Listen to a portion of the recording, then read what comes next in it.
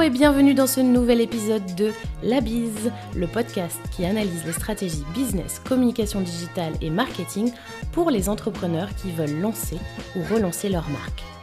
En format solo ou aux côtés d'entrepreneurs qui partagent avec nous leurs problématiques et leurs succès, je te propose d'embarquer à mes côtés pour un méga coup de boost pour ta marque et ta confiance. Sincérité et sourire garanti. Moi, c'est Floriane, actuellement nantaise après être passée par Lille et Paris. Je suis bretonne d'origine et la fondatrice de Le Boudoir du Biz. Je suis consultante et formatrice en communication, image de marque et podcast. Place à ce nouvel épisode et bonne écoute, La Bise.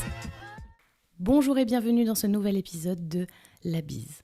Il y a quelques jours, j'ai rencontré deux naturopathes dans la même semaine, Nadia et Marine.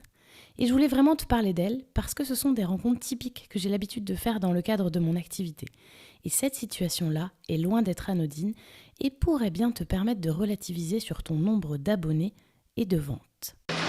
Vous voulez dire qu'on est dans le futur ? Le futur ? Mais de quoi tu parles ? Comment veux-tu qu'on soit dans le futur ? Petit aparté pour commencer.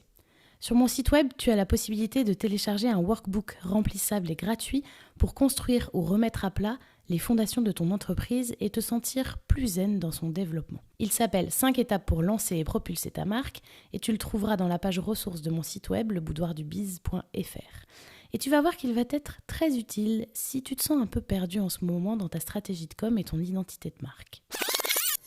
En ce moment, je travaille beaucoup avec des entrepreneurs du bien-être qui souhaitent lancer ou relancer leur business.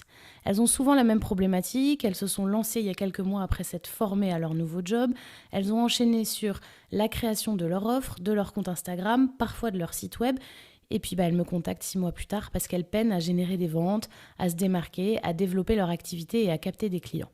Bref, tu connais peut-être la problématique.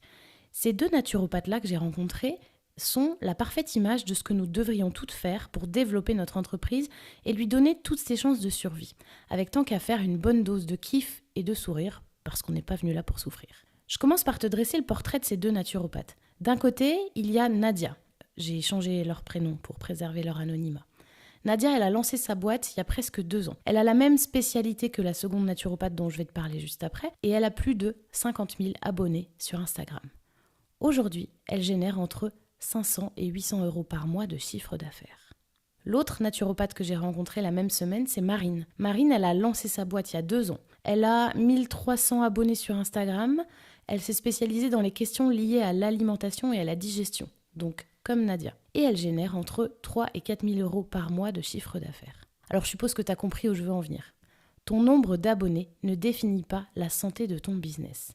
Allez, merci pour ton écoute et la bise. Je l'avais dit, c'est un formidable professionnel. Bravo, Lucien. Oh, ça va, je rigole. On va évidemment aller plus loin. Nadia, elle a donc une énorme communauté.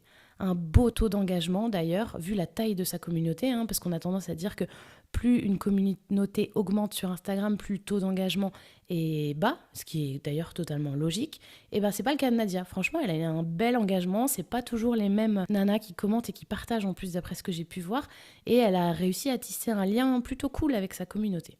Et pourtant, elle a un chiffre d'affaires qui l'amène droit vers la fin de son activité si les choses n'évoluent pas. On en a parlé, elle en est consciente. Marine, quant à elle, elle a une communauté que l'on pourrait qualifier de petite finalement.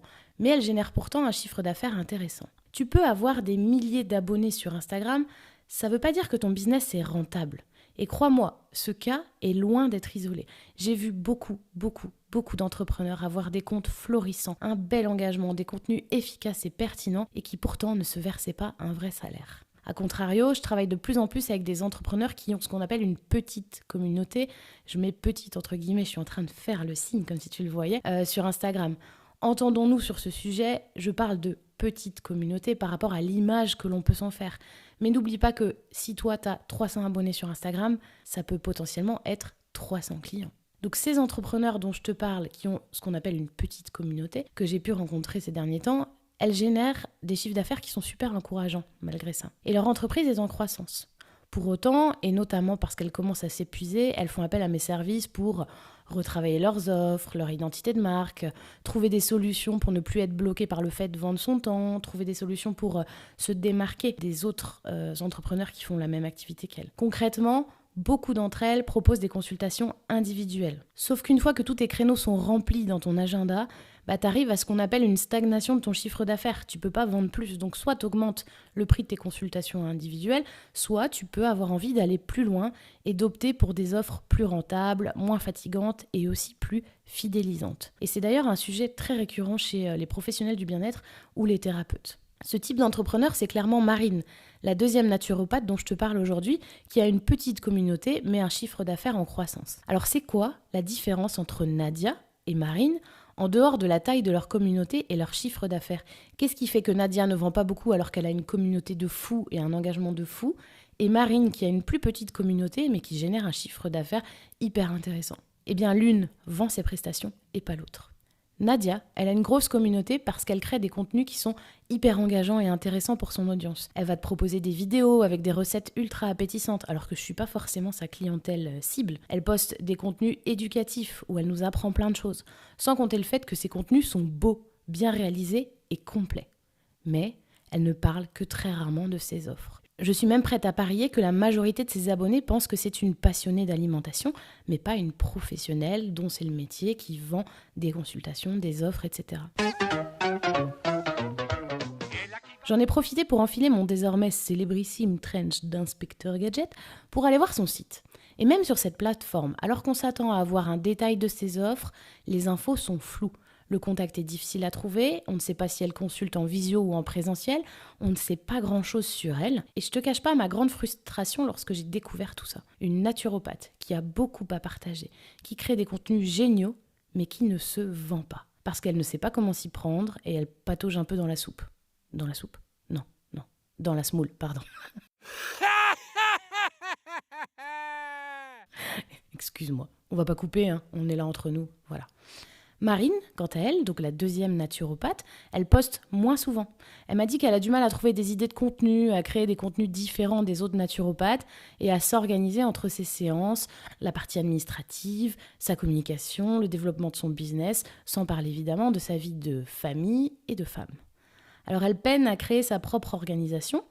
Et d'ailleurs, la bonne nouvelle, c'est qu'on va travailler ensemble sur ses offres pour ce qu'on appelle scaler son business, c'est-à-dire lui donner plus d'ampleur en dépassant les simples consultations, entre guillemets. On va aussi retravailler son image de marque, son identité visuelle, ses valeurs, en passant par ce qu'elle transmet, son histoire, sa communication sur les réseaux sociaux, etc. Moi, je prône de plus en plus un entrepreneuriat plus slow. C'est-à-dire qu'en prenant les bonnes décisions, en apprenant à prioriser, tu apprends aussi à être plus efficace. Et c'est là tout le challenge de Marine. Ne pas s'essouffler devant sa to-do, apprendre à organiser son planning pour ne pas y mettre que des rendez-vous avec ses clients et se retrouver du coup à bosser soir et week-end pour gérer son administratif et sa communication. Ça te parle ça ? Il s'agit donc là pour Marine de se démarquer de la concurrence, de sortir du lot et de toutes les personnes qui se sont lancées dans la naturopathie ces dernières années et d'apprendre à vendre de manière encore plus efficace, le tout avec un max de sérénité. Marine, elle vend déjà bien en fait, mais elle veut plus parce qu'elle sent qu'elle fatigue. Elle cherche plus d'organisation, plus d'impact, plus de ventes, mais aussi plus de sérénité. Et c'est ce qu'on va créer ensemble. Et selon toi, une fois qu'elles sont épanouies et que toutes les choses sont claires pour elles, quels sont les points communs avec les marines épanouies qui ont une communauté classique sur Instagram, mais qui sont rentables et structurées ? Elles ont appris à se démarquer. Elles ont appris à organiser leur création de contenu pour ne pas y passer des heures et des heures, pour ne pas dire des jours. Elles savent vendre leur offre grâce à une façon de communiquer forte, mais authentique. Elles ont déterminé quels sont leurs points forts par rapport à la concurrence. Elles connaissent parfaitement le profil et les besoins de leurs clients et elles savent répondre aux besoins de leurs clients. C'est tout. Vraiment.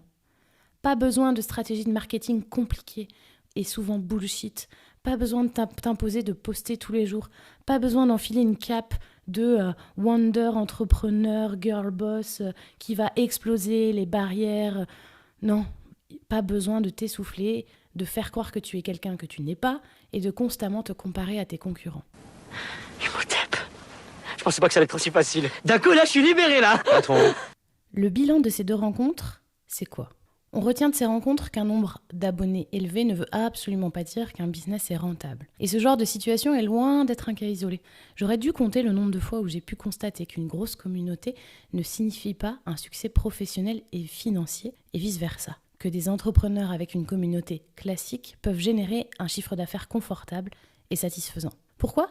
Parce que tant que tu ne t'es pas créé un cocon entrepreneurial précis, répondant à ce que tu es et qui tu es, et répondant aux besoins de tes clients, tu ne vas pas pouvoir te démarquer des autres experts de ton domaine. C'est la dure loi de l'entrepreneuriat, c'est vrai. En général, on est tellement ravi de se lancer qu'on passe toutes les étapes primordiales avant de communiquer. On fonce sur son identité visuelle, sur son compte Instagram. Alors que pour pérenniser son projet, on doit mettre à plat quelle est la raison d'être de son entreprise, ce qui te fait vraiment vibrer, à qui tu t'adresses vraiment. Est-ce que tes offres sont bien structurées et rentables ? Est-ce que tu parviens à exprimer à l'écrit tout ce que tu veux dire à un futur client ? Bref, des étapes qui semblent finalement peu excitantes, voire anxiogènes, mais qui caractériseront l'avenir de ton entreprise. Et en vrai, c'est une période super enrichissante une fois qu'on s'est lancé sur ses fondations. J'en profite pour remercier Nadia et Marine pour ces confidences. Sachez que leur prénom a été modifié pour préserver leur anonymat. Et si cet épisode t'a plu, n'hésite pas à le partager, à lui donner 5 étoiles sur Apple Podcast ou sur ta plateforme d'écoute préférée, à me laisser un avis ou un commentaire. Et tu peux bien sûr le relayer sur les réseaux sociaux. Pourquoi ? Parce que la production de podcast, c'est autant de kiff que de temps. Alors n'hésite pas à m'encourager, à en faire autant avec toutes les émissions que tu aimes. À très vite et la bise.